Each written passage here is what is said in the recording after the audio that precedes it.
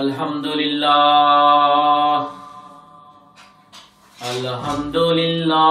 علی ذات عظیم الصفات جلیل القدر رفیع الذکر مطاع الامر جلی البرہان جمیل الثناء جزیل العطاء مجیب الدعاء عزیز السلطان سریع الحساب شدید العقاب کثیر العذاب عزیز الغفران ونشهد ان لا الہ الا اللہ وحدہ لا شریک لہ ونشهد ان سیدنا وسندنا ومولانا وحبیب قلوبنا وطبیب نفوسنا ابا القاسم محمد اللهم صل على محمد وعلى آله الطيبين الطاهرين المعصومين المنتجبين الذين أذهب الله عنهم الرجس أهل البيت ويطهرهم تطهيرا اللهم صل على اللهم صل على محمد وآل محمد بعدد من صلى وصام اللهم صل على محمد وآل محمد بعدد من قعد وقام اللهم صل على محمد وآل محمد بعدد كل عدد معدود لك ثم قال الله تبارك وتعالى في كتابه المجيد وفرقانه الحميد وقوله الحق وهو أصدق القائلين أعوذ بالله من الشيطان الرجيم بسم الله الرحمن الرحيم قل إن الموت الذي تفرون منه فإنه ملاقيكم صلوات محمد اللهم صل على محمد شب تحصیلی ہے، وقت کی نزاکت کا خیال رکھتے ہوئے انتہائی مختصر گفتگو آپ کی خدمت میں پیش کروں گا۔ اس دنیا میں ایسی چیزیں موجود ہیں کہ جن کو ہم اپنے یقین و گمان، شک و احتمال کے لحاظ سے کئی حصوں میں تقسیم کر سکتے ہیں۔ میں آج کی اس بیماری کی مثال لوں کہ اللہ تعالیٰ سے دعا کرتے ہیں کہ آج کے دن کے صدقے میں اس بیماری سے جلد از جلد سب کو عافیت عطا فرما کہ یہ بیماری اگرچہ الحمدللہ ہم میں سے کسی کو نہیں، لیکن جیسے ہی ہم میں سے کسی کو تھوڑا سا نزلہ لگ جائے، گلے میں خراش شروع ہو جائے یا کھانسی آنا شروع ہو جائے، ہلکا سا بخار ہو جائے، تو ہم احتمال دینا شروع کر دیتے ہیں کہ نعوذ باللہ کہیں ہمیں کورونا تو نہیں ہو گیا، اور اس احتمال کی بنا پر ہم احتیاطی تدابیر شروع کر دیتے ہیں۔ انتہائی مختصر تدابیر شاہ صاحب، اسی بنا پہ ہم احتیاطی تدابیر شروع کر دیتے ہیں۔ اگر یہ احتمال ہمارا آ جائے شک کی بنا پر کہ جو 50-50 ہوتا ہے، ہم ذرا اس کو احتیاطی تدابیر کو اور زیادہ بڑھا دیتے ہیں۔ اگر یہ شک سے بڑھ کے گمان تک پہنچ جائے تو پھر ہم اپنے آپ کو یقینی طور پر کرنٹینے میں کر لیتے ہیں، کوشش کرتے ہیں کہ ہسپتال نہ جانا پڑے، چونکہ آج کل کی صورتحال خراب ہے ہسپتالوں کی، ہم گھروں میں اپنے آپ کو کرنٹینے میں کر لیں گے۔ اور اللہ نہ کرے کہ جس کی یہ بیماری یقین کی حد تک پہنچ جائے تو وہ پھر یقینی طور پر جتنی اپنی کوشش ہوگی احتیاطی تدابیر کی، کرنٹینے کی، صورتحال کی، اپنی غذا کی، میڈیکل کے لحاظ سے ہر قسم کی وہ اپنی حفاظت کرے گا۔ یعنی 4 چیزیں ہیں ہمارے پاس، کیا؟ سب سے پہلے احتمال، شک، گمان اور یقین۔ ہم اگر ہمارے گھر میں کوئی بچہ آ کے کوئی ہمیں خبر دیتا ہے کہ ہم سوچتے ہیں بڑی مشکل ہے کہ جو بچہ ہمیں خبر دے رہا ہو یہ سچی ہو، پھر بھی ہم تھوڑا سا احتمال دیتے ہوئے بچے کو کہتے ہیں بیٹا باہر دھیان سے جانا۔ یعنی اس دنیا میں جو ہمارے پاس یہ احتمال، شک، گمان اور یقین موجود ہے، یہ انسان کے دل کی کیفیات ہیں کہ جہاں احتمال بھی موجود ہوتا ہے وہاں بھی انسان جو ہے احتیاطی تدابیر کو انجام دیتا ہے۔ آپ کی چپ کو میں دیکھ کے یہ سوچوں کہ آپ ماشاءاللہ غور سے سن رہے ہیں یا آپ کو گفتگو پسند نہیں آ رہی۔ علامہ اختر باز نشی صاحب کا میں ایک جملہ سن رہا تھا، وہ فرماتے تھے کہ جو علی علیہ السلام کا ذکر ہے وہ سر جھکا کے نہیں، سر اٹھا کے سنا جاتا ہے۔ دوسرا ان کا ایک کلمہ تھا، وہ فرماتے تھے کہ ایک جو ذاکر ہوتا ہے اس کے سوزی پیچھے ہوتے ہیں، اور ایک طالب علم یا ایک عالم دین ہوتا ہے اس کے سوزی اس کے آگے ہوتے ہیں کہ جن کے ساتھ مل کر اس نے مجلس پڑھنی ہوتی ہے۔ صلوات پڑھیں مولا کی ذات پہ۔ یہ کیفیات ہیں۔ آئے ہم دیکھیں کہ ان کیفیات میں موت کی کیفیت کون سی ہے؟ احتمال، شک، گمان، یقین۔ یقین تو ایک بہت بڑی منزل ہے نا، لیکن اس دنیا میں جہاں ہمیں کسی امر کے بارے میں، کسی حادثے کے بارے میں احتمال بھی ہو تو ہماری احتیاط شروع ہو جاتی ہے، لیکن اس دنیا میں ایک چیز ایسی ہے کہ جو 100% یقینی ہے، 100% یقینی ہے، اس کے باوجود ہم اس میں شک کرتے ہیں۔ 100% یقینی ہے، اس کے باوجود ہم اس میں شک کرتے ہیں، اور وہ کون سی چیز ہے؟ وہ موت ہے کہ ہم تو علماء سے وابستہ ہے نا، ہم تو طالب علم ہے نا، کہ ہم نے خود اپنے ہاتھوں سے غسل دیا، خود اپنے ہاتھوں سے کفن پہنائے، خود اپنے ہاتھوں سے قبر میں اتارا، تلقین، یعنی وہ سارے کام جو کسی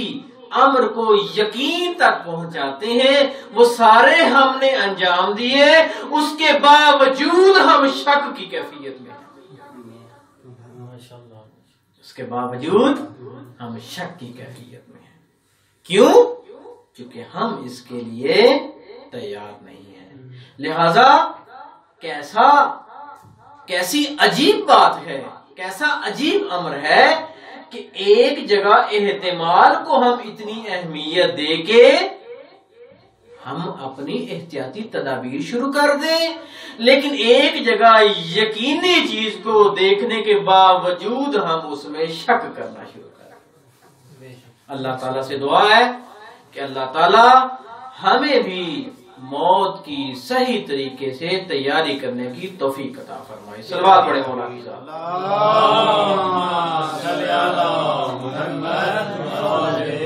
خوش قسمت ہیں وہ لوگ کہ جو اپنے مرحومین کو یاد رکھتے ہیں۔ روایات میں موجود ہے کہ شب جمعہ کو روحیں گھروں میں آتی ہیں، جس طرح ہم یہاں مل کے بیٹھے ہیں نا،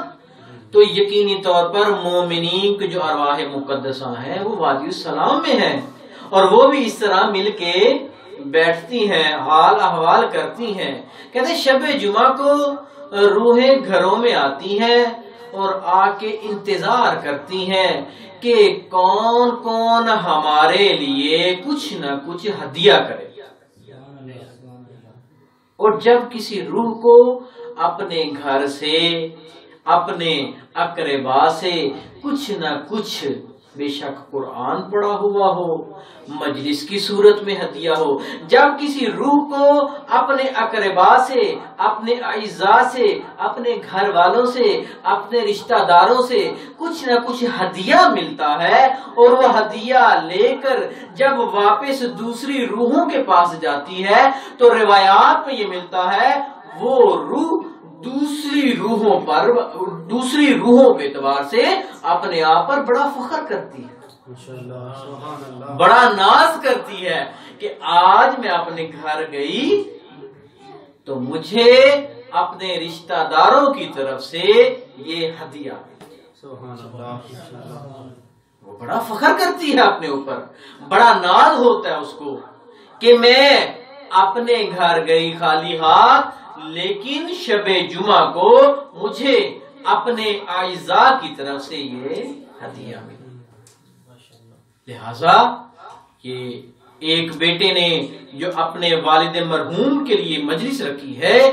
یقینی طور پر آج ان کی جو روح ہے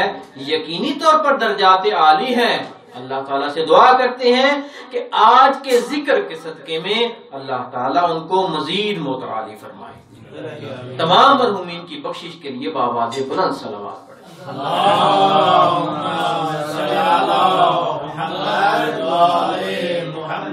لیکن یہ جو روح کو ہم نے ہدیہ کرنا ہے، کتنا کا ہدیہ ہونا چاہیے؟ کیا واقعاً ایک پورا قرآن مجید پڑھا جائے، یا ایک مجلس عزا کا اہتمام کیا جائے،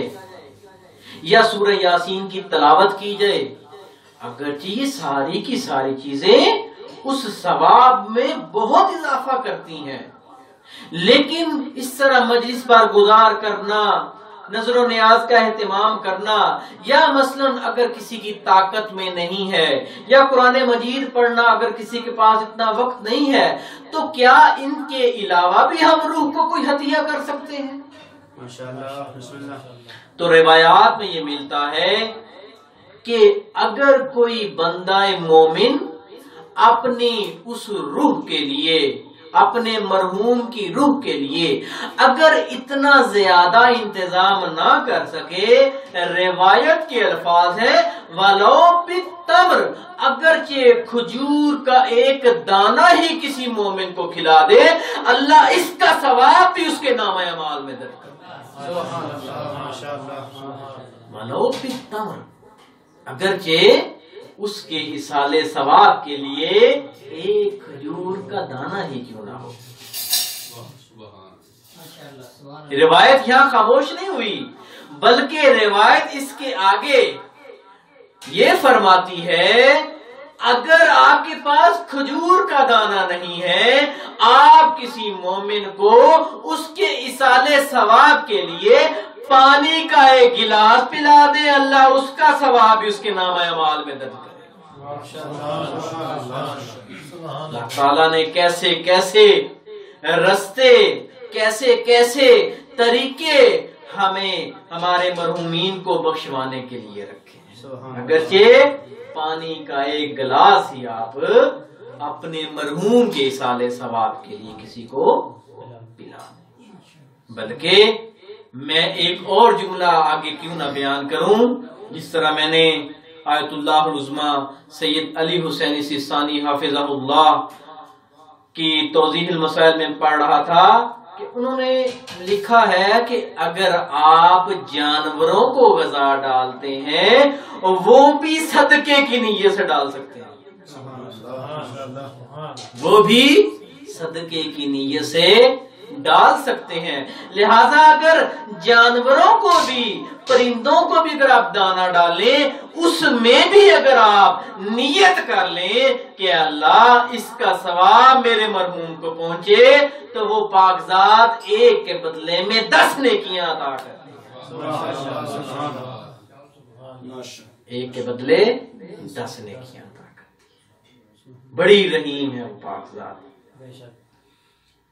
کہ اس پاک ذات نے انسان کی بخشش کے لیے کئی کئی بہانے ڈھونڈ رکھے ہیں، اور بڑے خوش قسمت ہیں آغا الیاس کہ جنہوں نے اس پردیس میں اور مبارک جمعہ کے دن اپنے والد مرحوم کی مجلس کا انعقاد کیا ہے۔ میں گفتگو کو ختم کروں کہ آپ جب بھی گھروں میں کھانا پکائیں لازمی نہیں کہ مخصوص کریں کہ آج کا یہ جتنا کھانا بنا رہا ہوں یہ میں مرحومین کے ایصال ثواب، نہیں، وہ تو ایک علیحدہ انتظام ہے، اس کا تو ایک اپنا ثواب ہے، یقینی طور پر بہت ثواب ہے۔ بلکہ اگر آپ گھر میں معمول کے مطابق جو کھانا پکاتے ہیں اس کو بھی اگر آپ کہیں آج یہ کھانا اس معصوم کو میں ہدیہ کر رہا ہوں اور اس میں سے تھوڑا سا کھانا اپنے کسی ہمسائے کو بھیج دیں تو اللہ تعالیٰ یقینی طور پر اس کھانے میں برکت بھی ڈالے گا اور اس کا ثواب بھی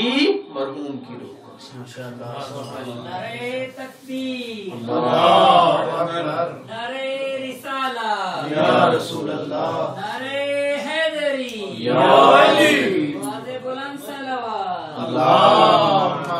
صلی علی محمد و آل محمد۔ لہذا یہ جو چھوٹے چھوٹے کام ہیں، جس طرح کہ قرآن مجید کی آیت مبارکہ ہے کہ فَمَن يَعْمَلْ مِثْقَالَ ذَرَّةٍ شَرًّا يَرَهُ وَمَن يَعْمَلْ مِثْقَالَ ذَرَّةٍ خَيْرًا يَرَهُ۔ یہ جو چھوٹے چھوٹے کام ہیں یہ انسان کو تیار کرتے ہیں، انسان کو آمادہ کرتے ہیں بڑی نیکیوں کی طرف۔ اگر ہم ان چھوٹے چھوٹے کاموں کی طرف توجہ دیں، یہ جو چھوٹے کام جس میں آپ کو زحمت نہیں کرنی پڑتی، جس میں آپ کو کوئی تکلیف نہیں کرنی پڑتی، مثلا گھر میں کھانا تو آپ نے اپنے لیے پکانا ہی پکانا ہے، کیوں نہ کھانے میں چاول کا ایک گلاس اضافی ڈال دیں، نیت کر لیں مرحوم کو ہدیہ کرنے کی، معصوم کو ہدیہ کرنے کی، آپ کا پیٹ بھی بھر جائے گا اور مرحوم کے نامہ اعمال میں ثواب بھی لکھا جائے گا۔ مرحوم کے نامہ اعمال میں ثواب بھی لکھا جائے گا۔ چاول کی پلیٹ تو ایک دور کی بات، اگر آپ اپنی گفتگو سے کسی مومن کو اگر خوش کر دیتے ہیں تو اس خوشی کا ثواب بھی مرحوم کے نامہ اعمال میں درج ہو سکتا ہے۔ لہذا اس پاک ذات نے ہماری بخشش کے لیے بڑے بڑے بہانے ڈھونڈے ہیں۔ اللہ تعالیٰ سے دعا ہے کہ اللہ تعالیٰ ہمیں اپنے مرحومین کو یاد کرنے کی اور ان کے ایصال ثواب کے لیے کچھ نہ کچھ عمل کرنے کی توفیق عطا فرمائے۔